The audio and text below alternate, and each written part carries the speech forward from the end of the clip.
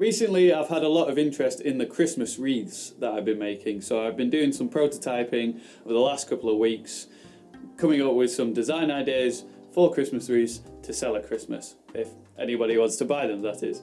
So in today's video I'm going to be making the oak leaf wreath that I've been making, and so it's literally just a ring with that textured bark texturing with 4 oak leaves coming off. So I'm going to be using a couple of tools that I've made in other videos and used in other videos, and I'll go into more depth in other videos than this one today, so you can watch those. I'll link them at the end if you want to find out how I made these tools and how I use them in a bit more depth. So I'll start on the actual sort of main branch of the wreath. You can draw this taper down, and I want to work from the back down to the end, just so it's a little bit easier to work in the forge.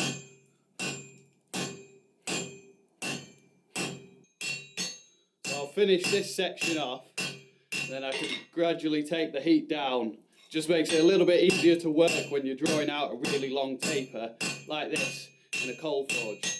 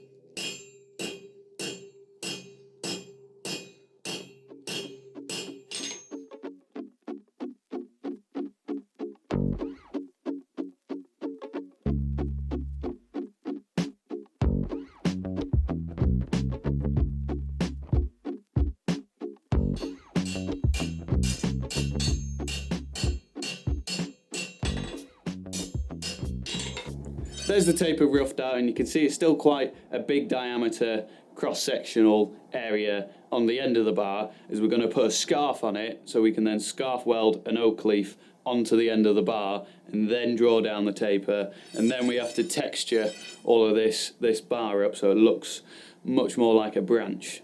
So I'm going to make some oak leaves to put onto the wreath. I've done loads of videos on making oak leaves, so I'll go over that really quickly so you can see the rough method that I use to make them. And again, if you want to watch a more in-depth video, I'll link one at the end or something like that. So let's make some oak leaves.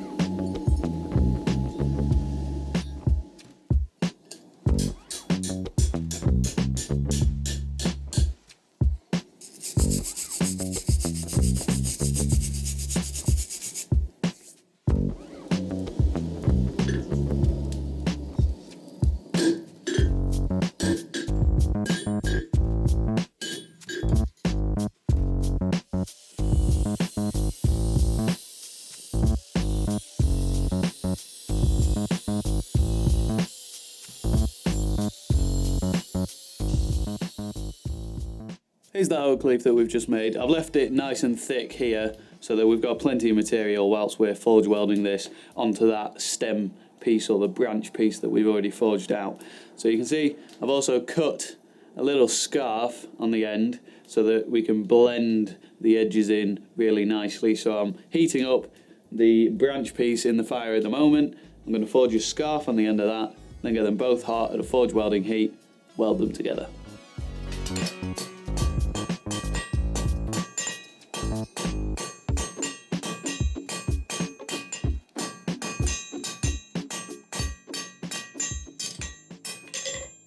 For this weld, I'm going to show a way to make it easier, as it's quite a tricky weld when you're doing it the fully traditional way, as you would have the oak leaf here, the two pieces separate in the fire, heating up, waiting until they're sparking, bring this one out, onto there, on the top, drop your tongs, and then get it down nice and solid and get that weld set. However, that can be quite hard and you have to be quick coming out of the fire. I've shown it before on a couple of the other videos that I've done making oak leaves and this process of scarf welding those two pieces together. So I want to show something that can help with this process of trying to get two pieces of material forge welded together, and literally all that you do is I'm just going to tack them just on one side with the stick welder, just so that they literally are held together, and then we can properly forge weld it and get it nice and solid. The traditional way to do this is to have them in two pieces heating up in the fire separately, or you can wrap them together in wire to hold them in place. But I don't have any wire, and also the weld is just a little bit quicker and easier. So I'll show you what the tack looks like, so you can see that it is literally just holding it together. It's not welding them together, you are just holding them so that then you can forge weld them. See the little tack there, and it is literally just on one side, all the others are open, so we can still run those seams in with the hammer at a forge welding heat. This way it's just much easier to heat up, because it's all, at the moment, you know, it's one piece, it's stuck together, but they're not solid yet. We need to really get it up to a nice high heat and weld it all together, planishing all these surfaces down so it looks like it is made out of one piece.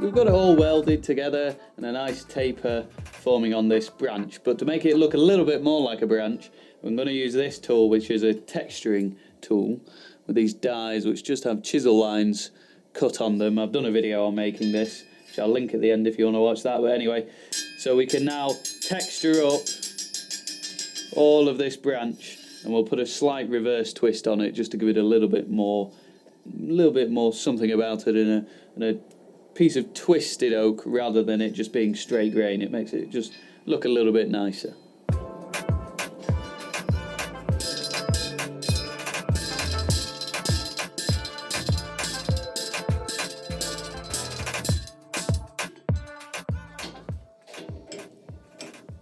So you see, we can just clamp it there in the vise and get a pair of tongs onto it just to put that reverse twist in.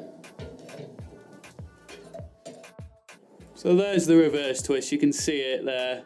It's very slight, but it does make it just that little bit better, just a bit more depth to the branches. So I'll follow that on all the way up to the back of this piece, so we've got that texture going all the way, and this then gets bent into a circle. Can now begin to scroll it up into a circle. And I've just flipped it around and started on the other end as it was hot after I was doing the texturing on it.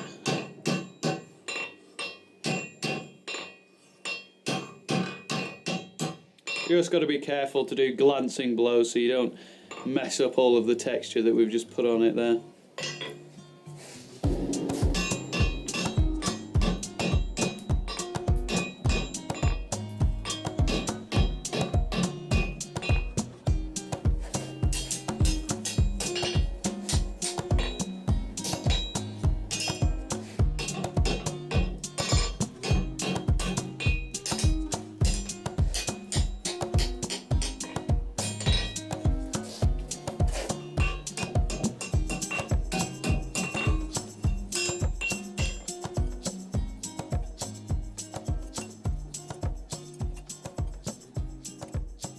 There's the rough shape of the wreath, and it only has one leaf on at the moment. So what I've been doing is I've been making a lot of other oak leaves. So I've got 3 more, so I'll then have 4 in total.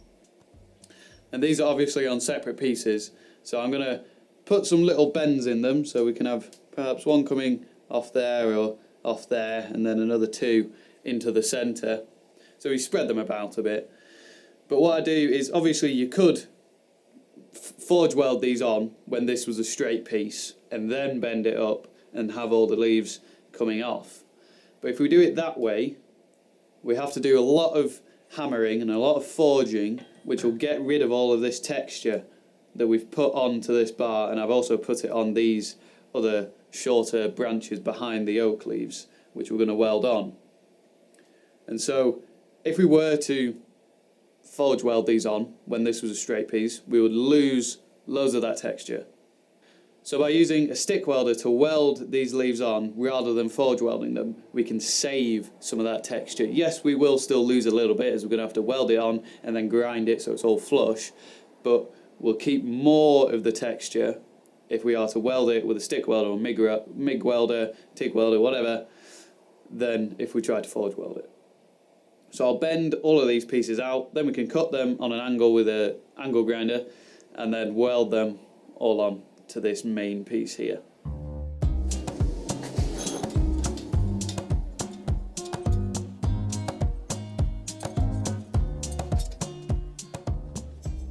Could have that one coming off there. It's all just what you prefer really as you're going along and making it. I tried to do them similar, in the same sort of method. So this is what I'm going to try and go for. You can see all of these pieces need to be welded on and welded together, but I think I'm pretty happy with the positioning of the leaves there. So I'll weld it all together with a stick welder, but I'll do that off camera as it never turns out well on this camera. I can never seem to get the settings right, so you can see what I'm doing. So I'll do that now, and then we've just got to grind it all up, wire brush it, and then it's pretty much done.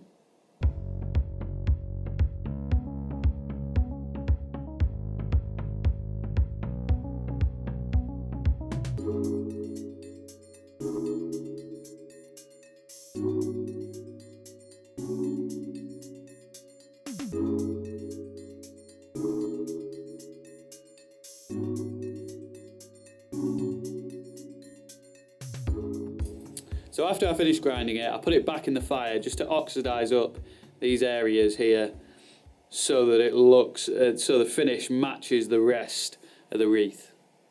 So the finish that I put on these is a wire brush finish and then a clear lacquer, rather than doing, say, a beeswax or oil finish, which is very dark. On this, I quite like it to be brighter steel, polished steel. So I'm going to use the wire brush.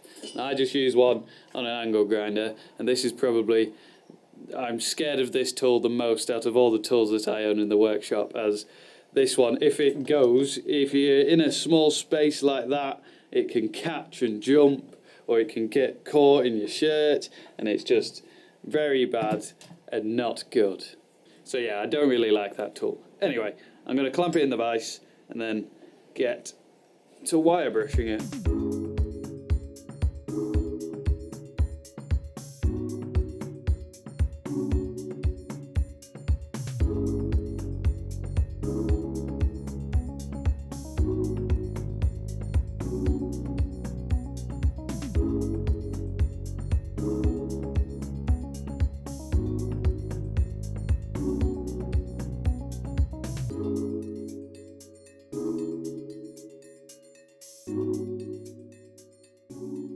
As I was saying before, you could forge weld the extra leaves on, but I think that in doing that you probably lose more of the texturing, the branch texturing, as you're going to be hammering in a wider area than you would be as we welded and ground that weld back. But I don't know, maybe it's also a personal preference thing of what you think would look better, I don't know. So, thank you for watching the video. I hope you enjoyed it. I'll link some videos, other videos around the place here in which I made some of the tools that I used today, and also a video of making an oak leaf in a little bit more depth than we went into in this video. So if you're going to watch one of them, I'll see you in a minute.